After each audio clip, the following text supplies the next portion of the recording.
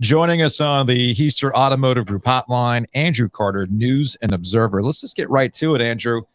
Does Duke have the best college football program in the state? Yeah, I think by the definition that I laid out last year that caused a lot of interest and conversation, I think you would have to say that, because Duke is getting it done with a lot of kids who are not necessarily highly recruited. Yeah. This isn't a program historically that's had a very high ceiling. Let's be honest. Mm-hmm. And so, when I wrote what I wrote last year about App State, the whole argument was about which program in the state comes closest to maximizing its potential. Sure. Is the thing. And so when you look at that now, certainly you have to say that, Duke is doing that. 4-0, they beat Clemson. I think they're 17th, top 20. Mm-hmm. And I looked it up. This is the first game at Wallace Wade coming up here against Notre Dame between top 20 teams since 1960. November of 1960, when Duke hosted Navy. All right. And I went into the NNO archives and just, I'm sort of a history nerd and I'm curious about this stuff. And, I was wondering what was in the NNO, in November 5th, 1960. And there are stories about JFK campaigning, all kinds of interesting political happenings there in the early 60s. And Taylor Swift football explainers. Yes. Yeah. But it's been a long time. And getting back to the question, I think you do have to make that case. I mean, the job that Mike Elko has done, it's just been phenomenal. And you almost feel bad for his fellow coaches in the coaching fraternity, because now it's going to be like, well, look at what Mike Elko did at Duke in less than 2 years. I'm glad you brought that up. And that's actually where I was going to, there's a splintered conversation here. Yes. There's a consistency of when Duke and Wake Forest are successful, it turns all the eyes over to NC State and North Carolina. Like, y'all, if they can get to a championship game, well, what's stopping you from doing? You have every access, money in the world to do these types of things, fan base, etc.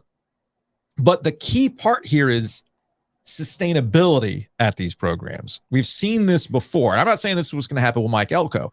What I'm saying is how difficult it is to sustain it at places like Wake Forest and at Duke, because you can go, not that I dabble in history like you do, but I've been doing this long enough to remember Jim Grobe at Wake Forest making life miserable for those people at Duke, saying, well, wait a minute.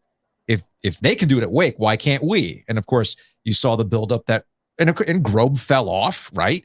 And then here comes David Cutcliffe. All right, they're running hot. They put some investment in, and then we saw it just kind of atrophy at the end. And then Dave Clawson comes to Wake Forest. Hey, cool. They're running hot. Now they got a little bit of a transition time with Mitch Griffith and trying to see where that offense goes, a little evolution there. They're beating themselves, really. And Mike Elko, a former assistant, has elevated Duke to where they are right now in quickly 2 years. But the sustainability for this stuff at these schools is really difficult, man. It is, and that's the key point of it. I will say, I think that any school can build something if you have the resources, if you have the right coaching staff in place, if these guys stick around. I mean, I think the challenge for a place like Duke is, can they keep Elko? Mm-hmm. And you mentioned Wake, and Wake is a little bit down this particular year after the departure of Sam Hartman. We might have expected this, a little bit of a transition, some growing pains. But overall, I think that program's on solid footing. I think Wake, last offseason was the only Power 5. I could get this wrong, but I'm going to throw it out there anyway because this is the internet. It's just a podcast. But I'm pretty sure this is correct. That Wake was the only member of a Power 5 conference not to lose a transfer out. Well, Hartman, but undergrad, a guy, younger than that. They didn't have hardly any of those guys, if any. And so they've built a culture in which kids want to be a part of it and want to stay and build something. And Clawson's recruited kids that are content to wait their turn, which is rare. So I think you can do it. I mean, I think the formula has been laid out at different places. We're not talking necessarily become like a top 10 national championship contending type program, but I do think that the blueprint is there for Duke to be successful in football. I think they can be a top 20-ish team. And, if things go right, they could have a chance occasionally, like it seems like they do this year. And I think it underscores something I wrote a couple of weeks ago, in that, there's this perception, and I think this really hurts the ACC nationally, this whole basketball school thing. Oh, the ACC is full of a bunch of schools that don't care about football. It's Carolina, it's Duke, it's, the Tobacco Road Mafia. They don't care about, the big bad sport of football. Mm-hmm. These schools have all invested. I'm pretty sure within the past decade, they've all built indoor practice facilities. Wake has spent like an ungodly sum of money on buildings. They just opened up a nice new locker room building this year. Duke's facilities are really nice, like outside of Wallace Wade, and they've done some work to Wallace Wade. They have, yeah. We all remember when that track was around it. Mm-hmm. But the press box is nice. They've made some upgrades in the stadium.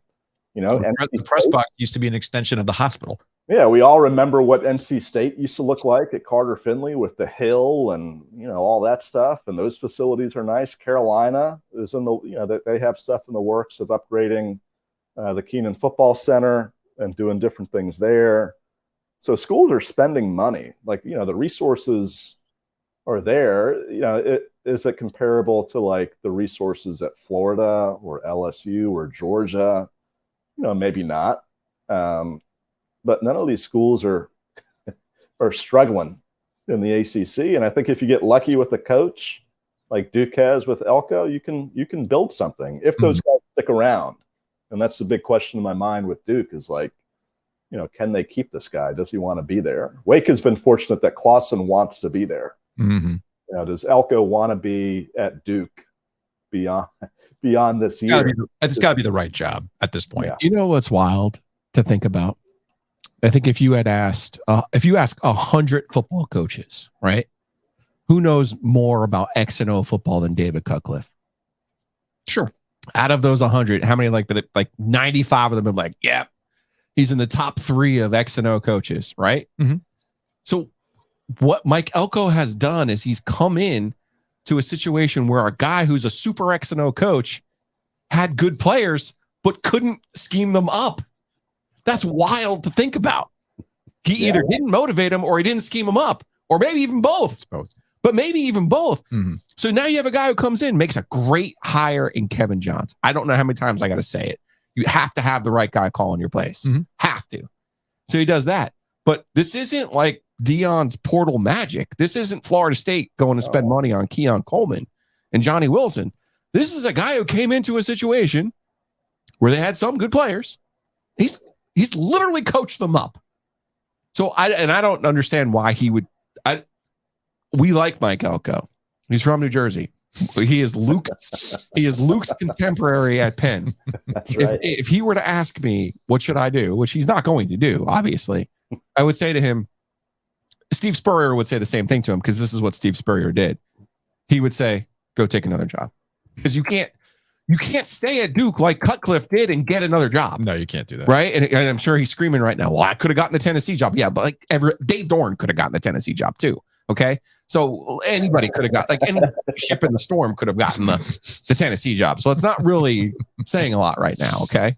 So I would look at that and go, is this sustainable? And I think absolutely the answer is no. And this can get us into a conversation about NC State.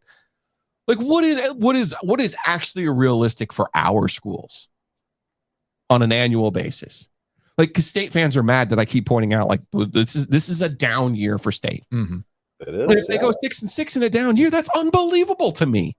Particularly when you look at what was Elfed's down year at Carolina, 2-10. 2-10, 3-9, yeah, whatever they were. Yeah. And Cutcliffe, who I'm sitting here telling you is this unbelievable X&O coach. What was he? What was he? 1-17 in his last 18 ACC games or something like that. The bottom fell out with that. So, what do we think of as a realistic? In my opinion, realistic means when you have the thing going right, you just take advantage of it. Yeah. And I think that's what Duke's trying to do. I honestly, low key this year too. The problem with State, I think that's what Carolina's trying to do this year too. The problem with State, as both of you know, is that when they've had those opportunities, they've missed.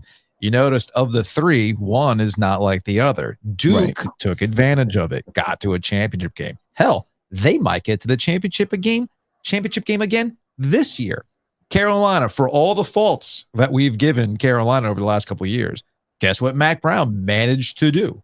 Get to an ACC championship game.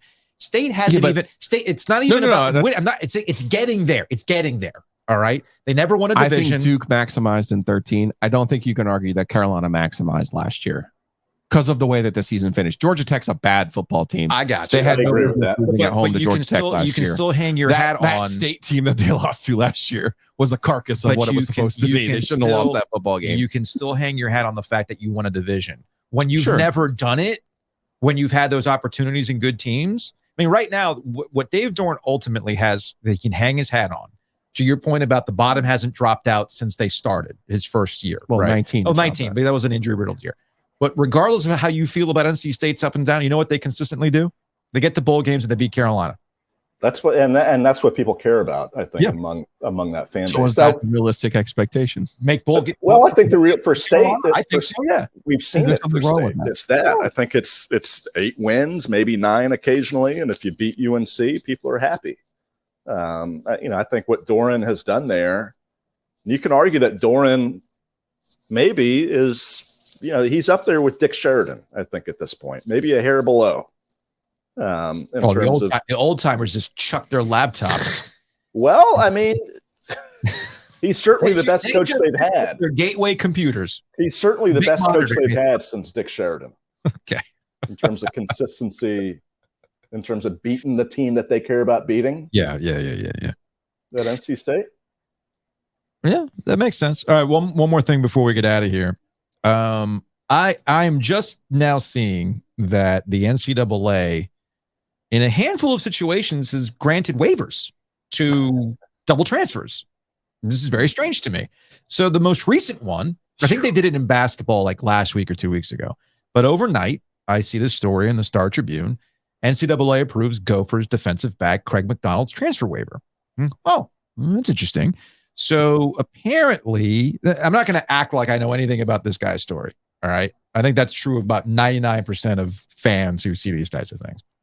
But Andrew, I'm going to need you to help me out here. Shorthand, though, he transferred twice and got a waiver. He spent 2020 and 21 at Iowa State before transferring to Auburn in 22. He played at both schools. Literally played at both schools. Has not graduated. Has not. He's got, I think, according to the Star Tribune, he's got 3 years of eligibility left, and he transferred to Minnesota in May. All right, in May, and he just got an immediate waiver to join the football program. So, what? Am I missing something? I don't think so, and that's the stuff that causes. That's the stuff that causes a lot of confusion. It's the stuff that people don't understand about this process. Yeah. One of the issues with this whole thing with Tez Walker is like it all just seems very arbitrary when you compare his case to the cases of certain other kids. Why are waivers granted here when they're not in Walker's case? Mm-hmm. And Walker, again, only played at one school.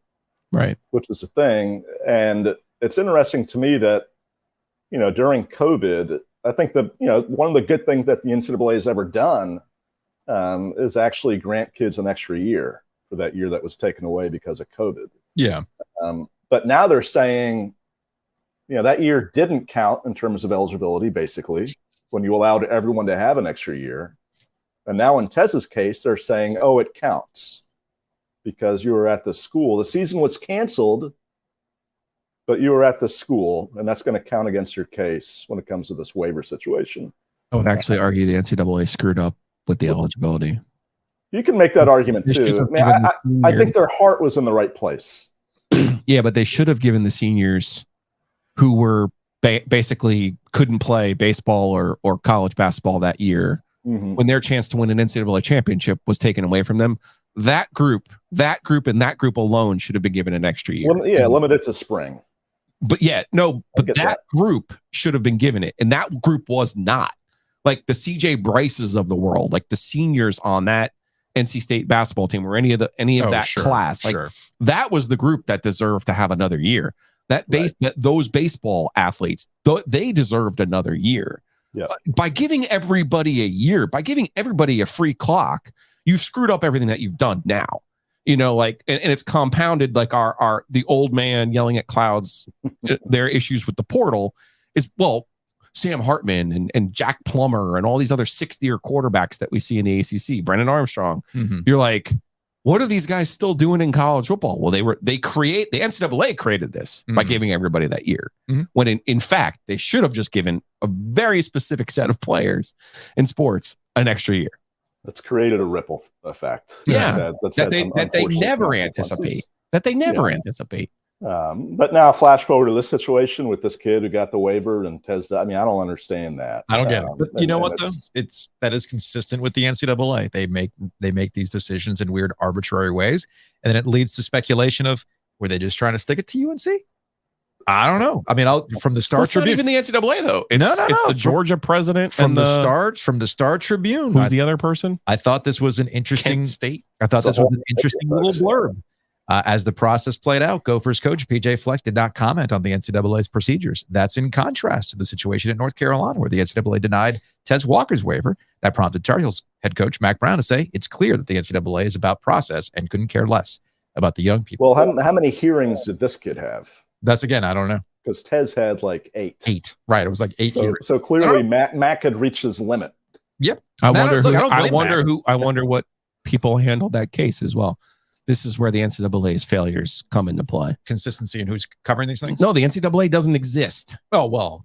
Okay, you're talking about the Georgia president, and I'm sorry, it's another person from a MAC school. I can't remember who the person is specifically. Whatever. But we saw this during Carolina's other issues. It was like, you know, like the former was Sankey, right? And there was a couple other people who were Sankey involved. Was the chair of the committee on infractions. Yeah, so like you have like, but he handled that case, but he didn't handle like the NC State case a year later. So you have all these different people interpreting the same NCAA rules differently instead of just creating, out of all of the money that they collect, just create an arm that handles your, if you want to be in the enforcement business, be in the effing enforcement business. If you don't want to be in it and you just want to put on a really good tournament, then just do that. Like, none of this makes any sense. And I don't care where you went to school or where you graduated from. Like, what they're doing to Tez Walker at this point now is not right. I agree. No, I totally agree with you on that. And the schools have to ultimately decide what they want, because again, the schools. There you go. Now you're decided. Now you got it right. Meanwhile, Andrew's just sipping tea. Andrew Carter. It is tea. News and Observer. All right, man. We appreciate it. Are you going to game? Are you going to game day? Not game day. I think I'll be in Wolfpack land on Friday night. So maybe I'll see you guys there. Interesting game on Friday night against Louisville. Big. All right, man. We'll talk to you later. Thanks for having me.